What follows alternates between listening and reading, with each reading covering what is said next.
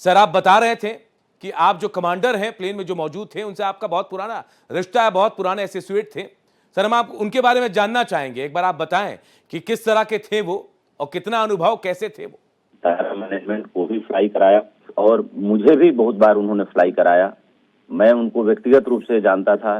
97 में जब मैंने सहारा इंडिया परिवार ज्वाइन किया था, जी। तब हमारा उनसे परिचय हुआ था और तब से लेके आज कह सकता हूं कि 28 साल, लगभग 27-28 साल होने को आ रहे हैं। हम एक दूसरे को जानते थे और उसके बाद वो जेट एयरवेज में भी काम कर चुके थे।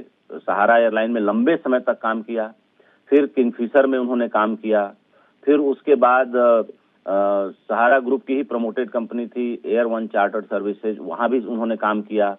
फिर उसके बाद कई और जो है प्रतिष्ठानों के साथ वो अलग अलग समय पर काम करते रहे, लेकिन बीएसआर वेंचर्स जो एविएशन लीडिंग एविएशन कंपनी है, कंपनी की जो चार्टर्ड सेवाएं प्रदान करती है, जिसके पास करीब अपने 32 जहाज हैं, अपने 22 जहाज हैं और टोटल अगर देखा जाए जो कंसोलिडेट जितना एयरक्राफ्ट का शेड्यूल लोग करते हैं बेसिस पे करीब उनके जरिए रोज उड़ते हैं, तो उसमें सुमित कपूर उस पूरी फ्लीट में सबसे अनुभवी कमांडर थे, सबसे अनुभवी व्यक्ति थे और आज तक कह सकते हैं कि उनको किसी भी फ्लाइंग के दौरान एक मेमो भी नहीं मिला था, एक वार्निंग भी नहीं मिली थी, कोई उनसे ऐसी चीज नहीं हुई थी जिसको DGCA director general of civil aviation ने गलत पाया हो।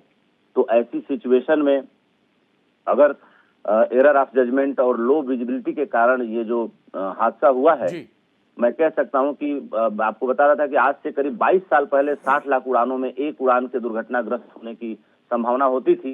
इस समय मैं कहीं पढ़ रहा था किसी मैगजीन में, हो सकता है कि सूचना कई बार ऊपर नीचे होती है, कि 1,60,00,000 उड़ानों में 1-2 उड़ान की दुर्घटनाग्रस्त होने की संभावना होती है।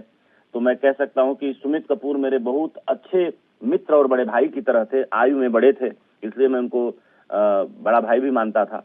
उनके जाने का दुख तो जीवन भर रहेगा। उनके परिवार को भी मैं अपनी शोक संवेदनाएं, गहरी शोक संवेदनाएं भारत एक्सप्रेस परिवार की तरफ से, व्यक्तिगत रूप से अपने तरफ से, अपने परिवार की तरफ से मैं उनको दे रहा हूं और एक बार पुनः मैं अजीत दादा पवार के परिवार को भी अपनी शोक संवेदनाएं दे रहा हूं, क्योंकि ये हादसा बहुत ही अनफॉर्चुनेट है।